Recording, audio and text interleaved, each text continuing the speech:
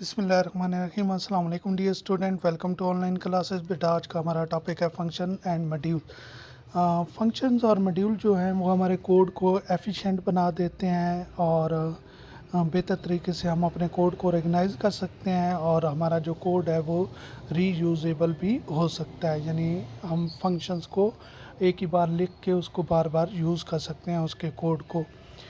इसके अलावा जो मॉड्यूल्स हैं वो हमें हेल्प करते हैं कि हमारे जो मल्टीपल जो डिफरेंट फंक्शंस हैं वो ग्रुप की शेप में इकट्ठे हो सकते हैं।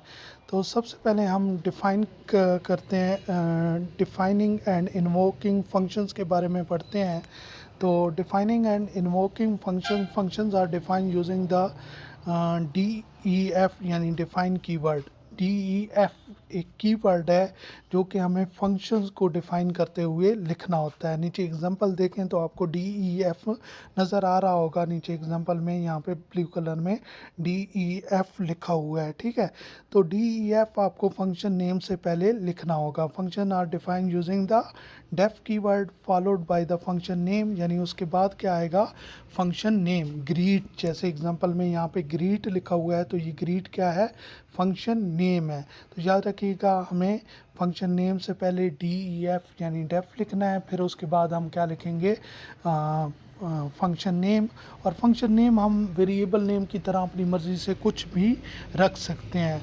फिर उसके बाद पैरेंथेसिस आएंगी। पैरेंथेसिस का मतलब ये ब्रैकेट, जैसे ब्रैकेट के अंदर यहाँ पे आपको नेम लिखा हुआ आ रहा है तो यहाँ पे ये ब्रैकेट्स क्या हो सकती हैं, एम्प्टी भी हो सकती हैं और इनके अंदर कुछ लिखा हुआ भी हो सकता है, ठीक है। कुछ लिखा हुआ होगा तो इसका मतलब है उसके अंदर पैरामीटर्स हैं, अदरवाइज़ वो क्या होगी, ब्लैंक भी छोड़ी जा सकती है। अब यहाँ पे एग्जांपल आप देखें तो आपको समझ आ जाएगी कि आप फंक्शंस को कैसे डिफ़ाइन करेंगे। और इन्वोकिंग का मतलब है कि जब आप फंक्शंस को क्या करेंगे, कॉल करेंगे फंक्शंस को उसकी परफॉर्मेंस को शो करवाने के लिए। अब देखें यहाँ पे define a function to greet a person, यानी फंक्शन आपने एक डिफ़ाइन करना है जो पर्सन का नेम लेगा और फिर उसको क्या करेगा, हेलो के साथ डिस्प्ले करेगा। तो आपने फंक्शन से पहले लाजमी बात है हमने कहा DEF लिखना है, फिर उसके बाद फंक्शन नेम आएगा, फिर उसके बाद पैरामीटर, और फिर यहाँ पे ये देखें यहाँ से लेकर ये यहाँ तक ये फंक्शन हो गया, ठीक है। नीचे फंक्शन की जो स्टेटमेंट्स हैं ये फंक्शन की बॉडी होती हैं, यानी इसकी बॉडी के अंदर एक स्टेटमेंट आ रही है जो कि प्रिंट की स्टेटमेंट है।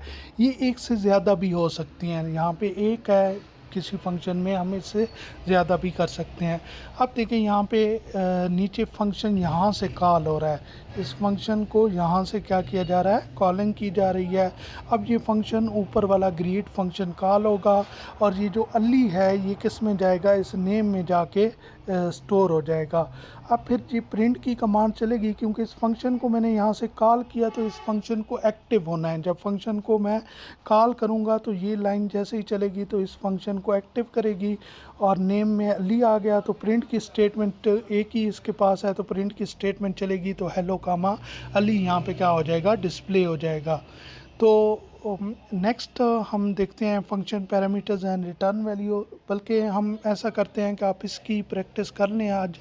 अगर किसी किस्म का कोई क्वेश्चन हो तो आप पूछ सकते हैं और इसके 2-3 प्रोग्राम आप खुद से करें, बार बार प्रैक्टिस करें ताकि आपको इसकी बेहतर समझ आ जाए। अगर किसी किस्म का कोई क्वेश्चन हो तो पूछ सकते हैं। थैंक यू सो मच, ख्याल रखिएगा, अल्लाह हाफिज़।